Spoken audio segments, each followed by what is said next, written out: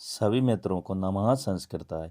आज की वीडियो में हम कक्षा 7 संस्कृत 8 ग्रेड अभ्यास पुस्तिका के द्वादश पाठ के प्रश्न उत्तर हल करेंगे। द्वादशा पाठा प्रहेलिका पहेलियों से संबंधित ये पाठ है। सबसे पहले बहुविकल्पी प्रश्नों को हल करना है। तो प्रश्न क्रमांक 1, साक्षरम इत्यस्मिन् पदे संधि अस्ति। साक्षरम में कौन सी संधि है? तो सही उत्तर है दीर्घ संधि। दूसरा प्रश्न, शूलपाणि इत्यस्मिन् पदे समासः अस्ति। शूलपाणि में कौन सा समास है? तो सही उत्तर है बहुव्रीहि समासः।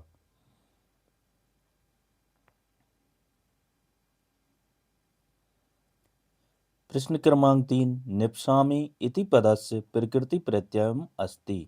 निप्सामि में की प्रकृति धातु कौन सी है और कौन सा प्रत्यय है? तो उत्तर है नी धन बस। नी उसकी धातु है और बस प्रत्यय। प्रश्न क्रमांक 4, गच्छामि इति पदे पुरुषः अस्ति। गच्छामि में कौन सा पुरुष है? तो सही उत्तर है उत्तम पुरुषः।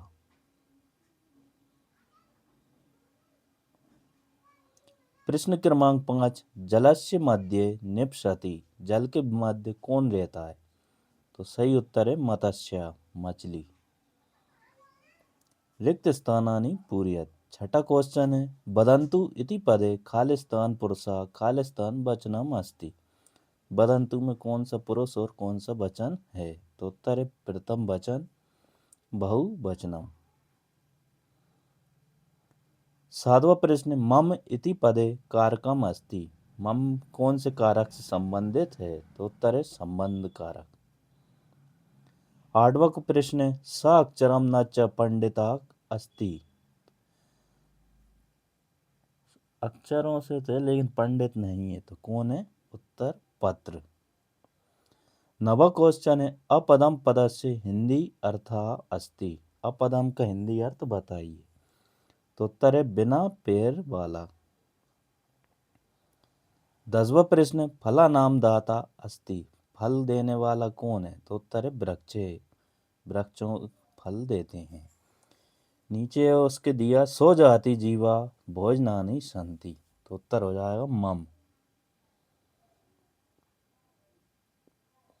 एक पदेन उत्तरम लिखत। 11वां प्रश्न है, बिना मुखे नापि स्पष्टम कहा बधती। बिना मुख के स्पष्ट कौन बोलता है? तो उत्तर है पत्रम। 12वां प्रश्न, काव्याम वयम संसारम पश्यामा।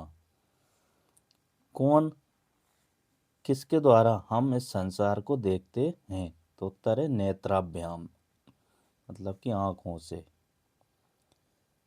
13वां प्रश्न, वृक्षस्य अग्रभागे कः तिष्ठति। वृक्ष के अग्रभाग में कौन बैठा रहता है? तो उत्तर है नारिकेला, मतलब नारियल। 14वां प्रश्न है, मत्स्य सुप्तोपि के नाम निमीलयति।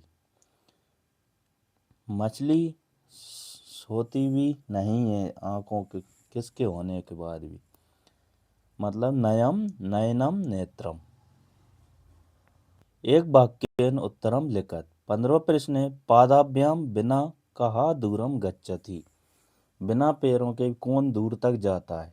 तो उत्तर है पादाभ्याम बिना बिना पत्रः दूरम गच्छति।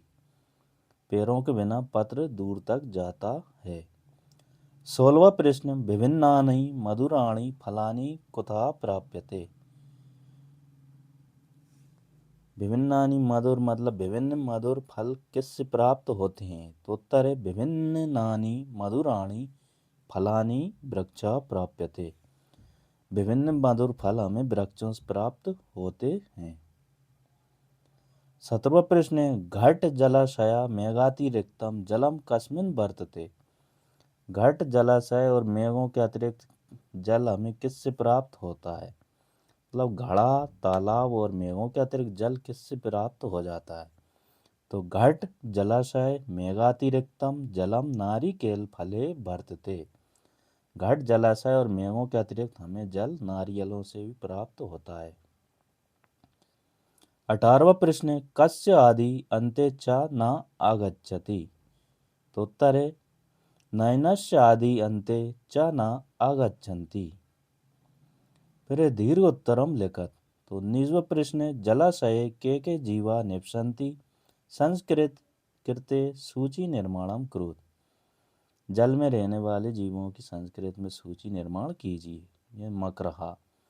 तो उत्तर है कूर्मः, कर्कटः, मंडूकः, शंभुकः, शिशुमारः और मीनः। प्रश्न क्रमांक 20, गृहे परिवारे विद्यालये च चर्चा कृत्वा प्रेलिका दे हिंदी भाषायां लिखत। घर परिवार विद्यालय में चर्चा करके दो पहेलियां हिंदी में लिखिए। तो उत्तर है पहली पहेली है, लाल डिबिया में हैं पीले दाने, जो खाए वही इसके स्वाद को जाने।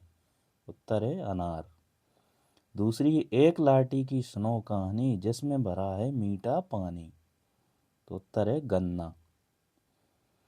21वां प्रश्न है, पाठातिरिक्त समाजे प्रचलिता को अपि प्रेलिका दे लिखत। इसमें भी हमें दो पहेलियां लिखना है संस्कृत में। पहली है, मम उत्तरे हिमालय, मम दक्षिणे सागर, मम ध्वज त्रिवर्ण त्रिवर्ण आहंका।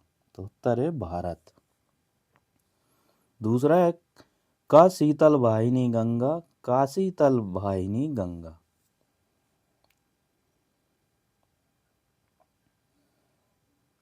प्रश्न क्रमांक 22, जलीय जीवा कथम जलस्य संरक्षणं कुर्वन्ति सुदृष्ट्या लिखत।